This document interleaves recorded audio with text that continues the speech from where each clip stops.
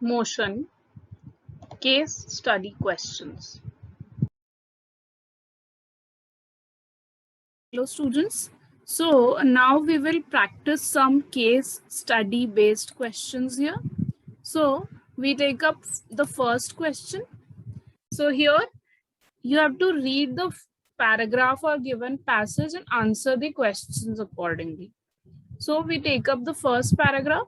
Suppose a boy first runs a distance of 100 meters in 50 seconds in going from his home to the shop in the east direction and runs a distance of 100 meters again in 50 seconds in the reverse direction from the shop to reach back home from where he started. So this situation has been shown in the figure in the picture here.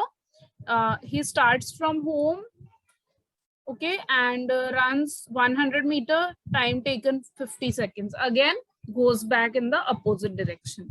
Okay, this is the situation. So 100 towards east and then 100 again towards the west, opposite to east, that is.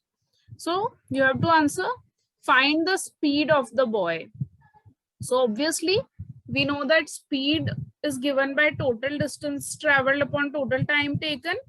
So here we will calculate the total distance traveled. Now we know that distance is nothing but the total path length. So as I told you, he has traveled 100 meter plus 100 meter of distance. So total distance here is 100 plus 100, that is 200 meters. And the total time taken, each side is 50 seconds. So the total time taken is 100 seconds here. Okay, so this is the total time taken. And in order to find the speed, we take a distance upon time.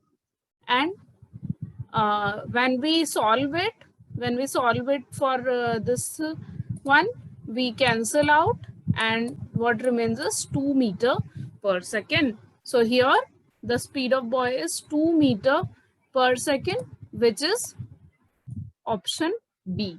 So option B is the correct option here. Now the next question in this one is second part of the question. Find the velocity of the boy. Now we know that velocity is given by total displacement divided by the time taken. Okay, so here in order to find the velocity, we must find the displacement, and we know that displacement is the shortest distance between initial and final position. So here the boy started from home, which is the initial position, and reached back home at the end. So his initial and final position are one and the same. So when initial and final position are same, the displacement is 0. So here displacement is 0 and time taken is again 50 plus 50, 100 seconds. So velocity displacement upon time taken, that is 0 meter per second. So this is the velocity, which is option D. Our velocity is 0 meter per second, which is option D here. So in this way, you can solve it. Now we take up the next part of the question. A boy is sitting on a merry-go-round, which is moving with a constant speed of 10 meter per second. So which goes in a circular motion. Okay, so here the boy is sitting on merry-go-round and it is moving with constant speed of 10 meter per second.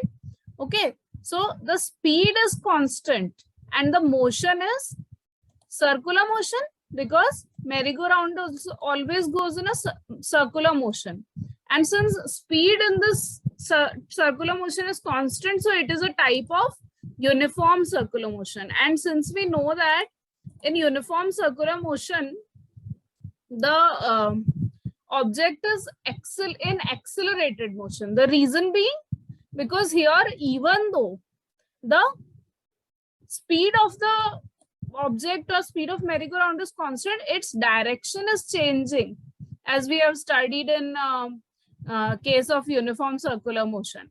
So its direction is continuously changing, which results in change in velocity. And when velocity is changing, It is an example of accelerated motion. So the answer is in accelerated motion. Next we take up the question, fourth one.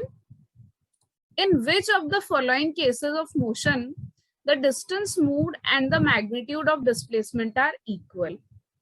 So you have to tell in which of the cases distance and displacement are same. So first is if a car is moving on a straight road. Second, if a car is moving on a circular road. Third, if pendulum is moving to and fro. And fourth, if a planet is moving around the sun. So as you know, if a car is moving on a straight road, in that situation, whatever is the distance traveled, suppose it goes from A to B, straight line, no curve is there. So whatever A to B, whatever is the distance, same as the displacement. So both distance and displacement are equal in such a situation when car is moving on a straight road. So the answer is option A. In all other cases, if car is on circular road, pendulum is moving to and fro, planet is moving around the sun, in all other cases, the displacement and distance are not the same. So the correct answer is option A. Now, the next question. Next, we take up the fifth part of the same question. A particle is moving in a circular path of radius r. The displacement after half a circle would be. So here you have been shown that there is a circular path here and particle is moving in the circular path. So you have to, and radius of the circular path is r. So you have to tell displacement after half a circle would be. Yani ki it has covered a semicircle. Okay. So then suppose this is the point A from where it started, and on covering semicircle, it has now reached the point B. So we have to tell the displacement after half circle means after it reaches B from A. It is. So we know that displacement is the shortest distance between initial and final position. And this shorter distance is equal to the diameter in this situation. Okay. So here the shortest distance will be AB, which is from A to B. And it will be equal to double the radius, that is the diameter of the circle, which is 2r. So the correct answer is option C, 2r. So this is about the first question, first case study based question. Next, we move on to question number 2.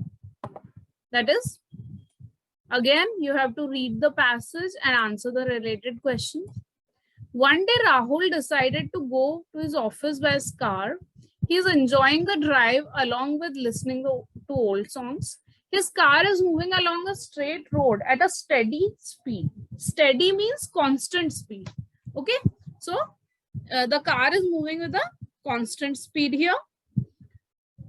Now, on a particular moment, he notices that the car has traveled 150 meters in 5 seconds. That is what he notices. So what you have to do, you have to answer the questions based on it. So the point that you have to remember here is that the car is moving with a steady speed. Steady speed means a constant speed, and distance traveled and time taken for traveling the distance are given to you. So let us answer the questions now. First, what is its average speed? So very easily, just like we did in the previous question, we can easily find the total distance traveled upon total time taken gives us the average speed. So here in the question itself, it is given total distance traveled 150 meters and time taken 5 seconds. So here total distance 150 meters and time taken 5 seconds. When we solve it, 150 by 5, we get 30 meters per second. So the average speed comes out to be option B, 30 meters per second. This is what. So this is the correct answer. Let us move on to the second question. How far does it travel in 1 second? That means the distance traveled in 1 second has to be determined. So now we can very easily find, because we have just now we determined the average speed here. So speed into time can give us the distance traveled. Okay. So here we already determined the average speed in the previous question, and we know the time taken. We have to find distance for 1 second. So time here is 1 second. So all we have to do is apply the formula distance is equal to speed into time. So we will do that. So speed is 30 meter per second multiplied by time given here in the question is 1 second. So we will take time taken as 1 second. So it comes out to be 30 meters. So that means the distance traveled here is 30 meters in 1 second. So this is the answer, which is option number B again, option B again, 30 meters. Now, next question. How far does it travel in 6 seconds? Again, very easily we can find, just like in the second question, we can do it. Here, the only difference is that this time taken is 6 seconds instead of 1 second. So we already know the formula, distance is average speed into time, and we already know average speed, which we determined in the first part of the question, 30 meter per second. So all we have to do is multiply 30 meter per second by 6 seconds. So it comes out to be 180 meters. So the correct answer is option C, 180 meters. So in 6 seconds, it travels 180 meters. Now we move on to the next question. How long does it take to travel 240 meters? Now this time they have slightly twisted the question. This time, instead of distance travel, they have asked us to find the time taken. They have given distance and we already know the average speed. So we know time is equal to distance upon speed. We have only one formula which we are using again and again. Speed, one formula which we are using very easily. Speed is equal to distance upon time. Now you can, in order to find speed also you can use it, in order to find distance also you can use it, and in order to find time taken also can be used. So whichever way you want to use it, you can do that. So here we are we have been given distance travel 240 meter, and we already know the average speed. So time is distance upon average speed, distance 240, average speed 30. So on solving it, what we get? The time taken for this is 8 seconds. So the correct answer is option D, 8 seconds. Now next we move on to the fifth part of this question. Which of the following statement is correct regarding velocity and speed of a moving body? You have to tell that. So velocity of a moving body is always higher than its speed. Whether this statement is correct. Or speed of a moving body is always higher than its velocity. Next option.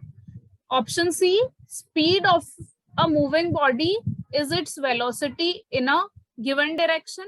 And option D, velocity of a moving body is its speed in a given direction. So obviously option D is the correct. That we have, according to the definition of velocity also, we know velocity of a moving body is nothing but speed in a given direction. So the correct answer is option D here.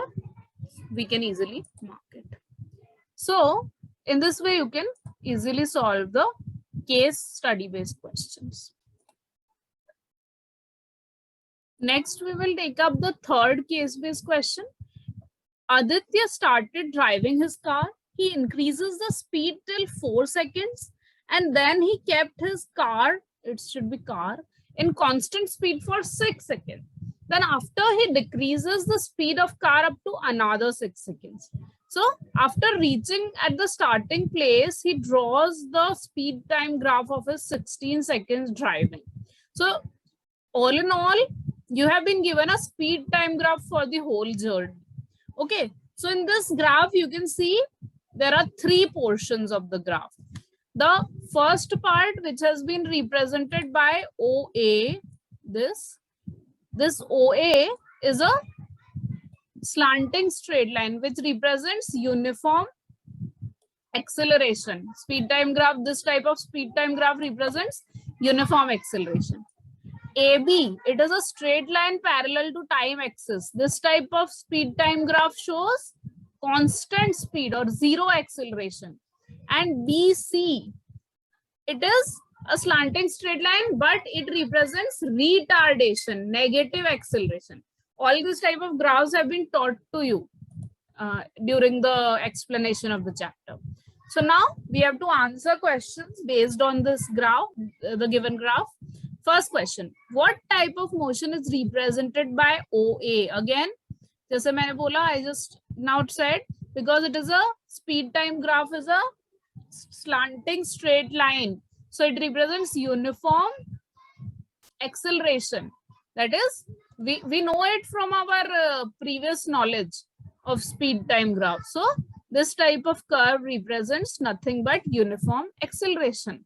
So this is the explanation that it is a sloping, or as I said, slanting straight line. So it represents uniform acceleration. So answer is option B, uniform acceleration. Next, question second, what type of motion is represented by BC, the curve BC here?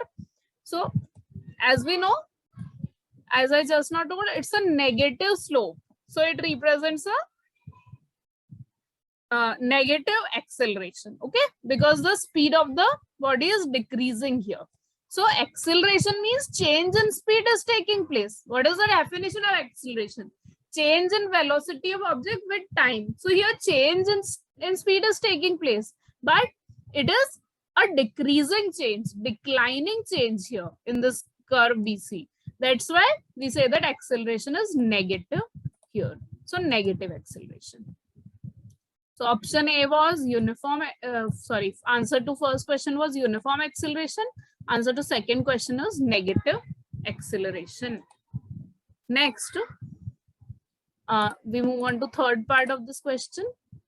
Find out the acceleration of the body. Now we know, you have been told again that acceleration of a body can be determined by its velocity or speed time graph by finding its slope. We have done this practice in derivation of equations of motion also. How do we find slope? Dy by dx. So we have to find acceleration of body means we have to find the slope of graph OA. Okay. So in order to find the slope here,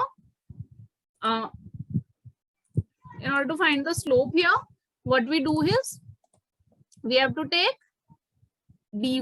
Dy means on the for dy we have to take y-axis along the y-axis here, and dx is along the x-axis. The length of the graph covered on the y-axis is dy and x-axis. This was explained during the derivation in the class also. So here basically slope of the curve OA or line OA is AD upon OD. So you can see from the graph AD is ranging from 0 to 6. So AD is equal to 6 meters per second here. Okay. And OD here is from 0 to 4. So value of OD can be taken as 4 seconds. So when we put the two values, 6 meters per second upon 4 seconds, so on solving 6 by 4 is 1.5. So we get 1.5 meters per second square. So acceleration is 1.5 meters per second square. Now we take up the next part of the question, that is fourth one. Calculate the retardation of the body. Now here retardation means we have to take that part of the graph where retardation is taking place, where negative acceleration is taking place. So we take the part BC in which negative acceleration is taking place here. And again, retardation is nothing but acceleration only, but it is just negative acceleration. So that means in order to find retardation of this body, we just have to calculate slope of the graph or line BC. We apply the same formula. So retardation is slope of the line BC. So slope of line BC will be given by BE, that is dy is BE upon dx is CE. So BE upon CE or BE upon EC. Now here BE is equal to 6, as you can see from the graph itself, and EC is also 6, ranging from 10 second to 16 second is 6 second only. So 6 and 6. So 6 upon 6 gives us 1 meter per second square. It should be square. So the correct answer here is retardation is 1 meter per second square. Next question that we are going to take up, fifth part of this question. Find the distance traveled by body from A to B. That means in order to find the distance. So basically we know that in order to find distance traveled, we just have to find the area under velocity time graph for the given situation. So here, since we have to find out the distance traveled by body from A to B, between the points A to B, so we just have to find the area under the velocity time graph covered by A to B, the graph A to B or the line A to B or line AB. Okay, so distance traveled from A to B will be given by area under line AB and the time axis. That means this rectangle is the area, or you can say the square or rectangle. Okay, so just this area, and we know that the formula for area of rectangle is L into B. So here the L is one of the sides is AD and the other side is DE. So AD into DE. One of the sides of this rectangle is AD and the other side is DE. So AD into DE gives us the area. So AD is, again, we have already taken this value earlier. So it is 6 meter per second into DE. It ranges from 4 seconds to 10 seconds. So the difference is 10 minus 4, that is 6 seconds. So here 6 into 6, that will be distance traveled will be 36 meters. So you can see the answer to this part is option C, 36 meters in this. Thank you. Like, share, and subscribe to the practical side for more interesting and informative videos.